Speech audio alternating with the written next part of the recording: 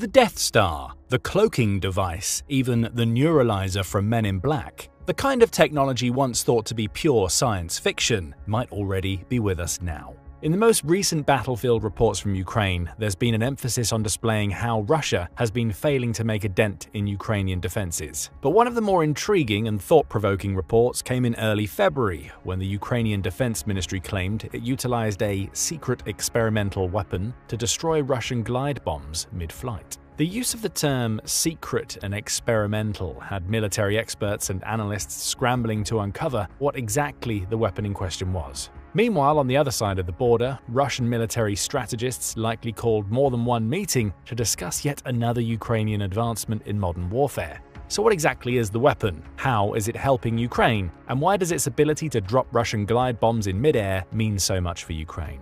Keep watching to find out. Let's start by divulging the somewhat unfortunate news that the new experimental weapon is unlikely to make a significant difference in the war, at least immediately. First, there are no confirmation on the weapon's actual effectiveness or specifications, only interviews with and announcements from Ukrainian spokespersons from the Ministry of Defense and the military claiming the mystery weapon is effective against glide bombs in particular. However, the now former spokesperson for the Ukrainian Armed Forces, Yuri Ignat, claimed that February was not the first time the weapon had been deployed to the battlefield. This implies that it's highly likely that the mystery weapon has been in development either by the Ukrainian military itself or in conjunction with some of its NATO allies for a while, and only now is it being deployed to take down Russian glide bombs. With that in mind, Alexander Kovalenko, a military observer at the Information Resistance Group, suggested that the presence of such a weapon presents a possible shift in how both Ukraine and Russia approach the war, particularly in regard to fighting at mid to long ranges.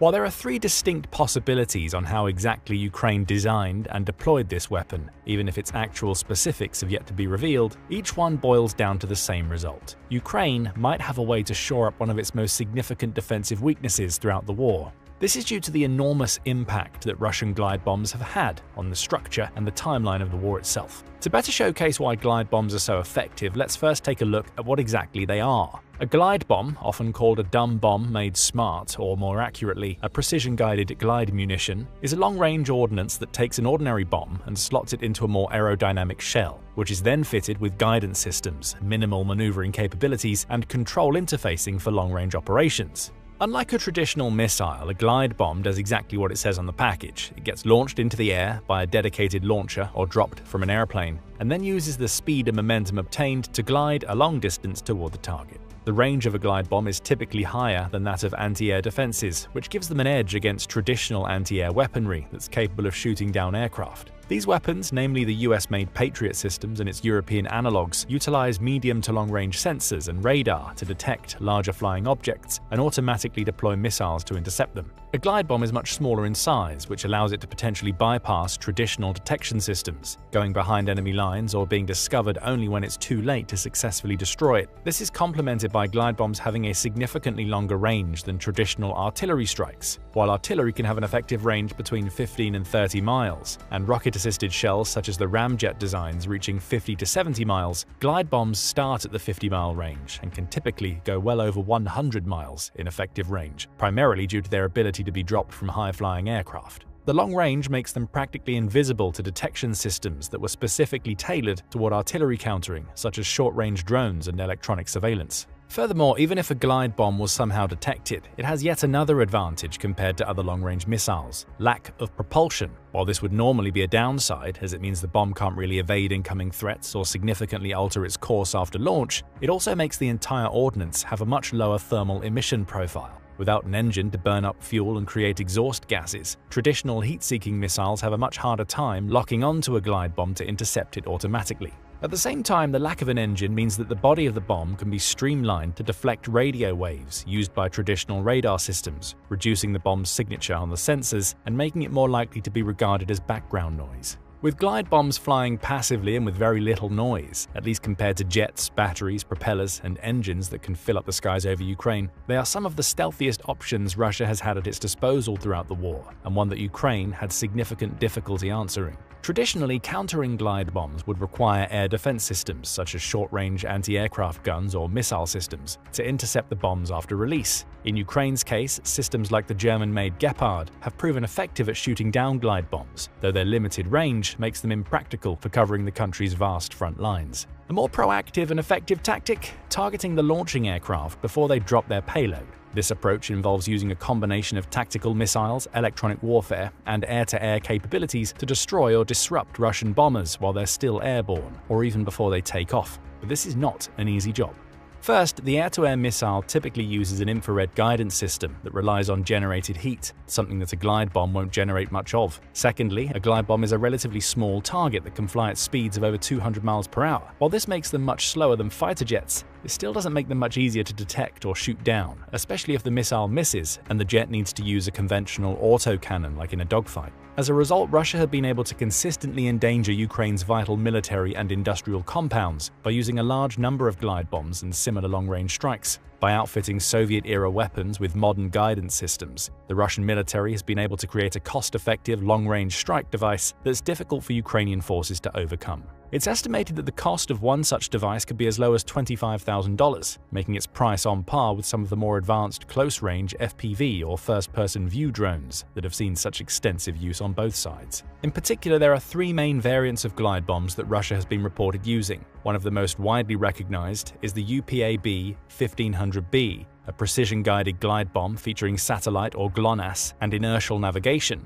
This bomb weighs approximately 3,000 pounds and is capable of striking fortified structures, underground bunkers, command centers, or hardened targets from ranges exceeding 31 miles. Its substantial explosive payload and advanced penetration capabilities make it particularly effective against critical infrastructure or deeply entrenched positions. Another frequently mentioned glide munition is the FAB 500 M62 bomb, equipped with glide kits such as the UMPK, turning standard unguided bombs into precision-guided glide weapons. These upgraded FAB bombs utilize aerodynamic surfaces and satellite guidance to extend their effective strike range to between 25 to 43 miles, depending on the altitude and speed of the aircraft at launch. The versatility provided by these conversion kits allows Russian forces to enhance existing munitions without extensive additional investments, significantly increasing their offensive capabilities at relatively lower costs. The Grom-E family of glide bombs, another advanced Russian system, offers modular guidance and payload options. These weapons are capable of gliding up to 74 miles or more when launched from high altitudes, depending on variant and deployment conditions.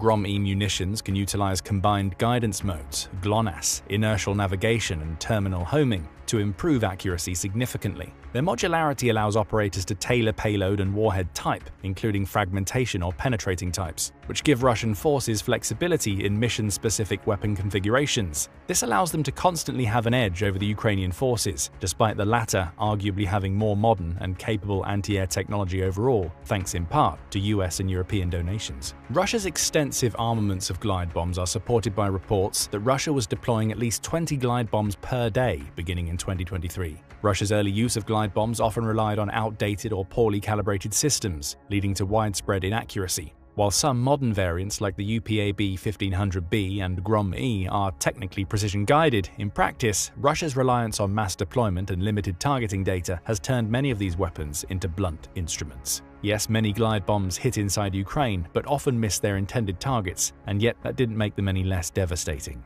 Civilian infrastructure, homes, and hospitals have been among the unintended casualties of Russia's so-called precision campaign. Danielle Bell, head of the UN Human Rights Monitoring Mission in Ukraine, suggested that the sharp increase in civilian casualties throughout 2024 could be directly attributed to Russia's increasing use of glide bombs and low-accuracy, long-range strikes. This is also supported by reports from January 2025, which suggested that Russia launched 760 glide bombs over the month. The same report indicated that Russia plans to increase glide bomb production by over 50% compared to the previous year, potentially dropping more than 1,000 glide bombs per month on Ukrainian civilian and military targets. So what is Ukraine's secret weapon to deal with the glide bomb menace that seems to be growing each day? As mentioned, the Ukrainian Ministry of Defense is understandably tight-lipped about the specifics of the experimental weapon deployed in early February, with which they claim to have achieved at least some success. However, considering that Ukraine's military-industrial complex is almost entirely dependent on using and reusing existing Soviet-era and Western-donated tech, there are a few very likely candidates that are worth considering.